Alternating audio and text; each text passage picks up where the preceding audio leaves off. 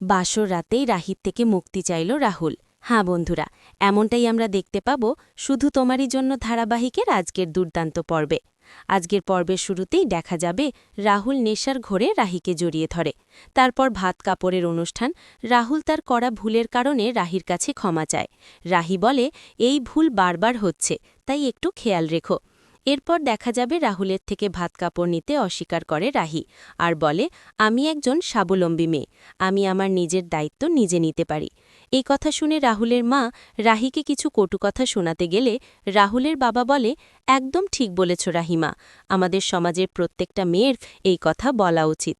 তারপর কমলাকে দিয়ে আরও একটি থালা নিয়ে আসতে বলে রাহুলের বাবা। তারপর রাহুল আর রাহি একে অপরের ভাত কাপড়ের দায়িত্ব নেয়। তারপর দেখা যাবে রাহুল তার রুমে গিয়ে দেখতে পায় পুরো রুম ফুল দিয়ে সাজানো হচ্ছে। তাই রাহুল ছাদে চলে যায় আর ছাদে গিয়ে দেখতে পায় রাহি ছাদে দাঁড়িয়ে আছে।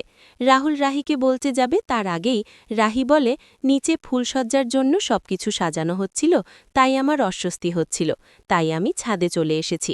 রাহুল তখন রাহিকে বলে, স্ত্রীর সকল দায়িত্ব পালন করব, কিন্তু এইটুকু বলতেই রাহি বলে, কোনোদিন ভালোবাসতে পারবে না তাই তো? এক কথার কতবার বলবে রাহুল, আমিও চাই না তোমার ভালোবাসা। আর আমাদের পরিবার যেদিন এই কথা বুঝতে পারবে সেদিন আমরা একে অপরের জীবন থেকে অনেক দূরে চলে যাব। রাহুল তখন বলে, হ্যাঁ আমিও তাই চাই, আমি তোমার থেকে মুক্তি চাই রাহি।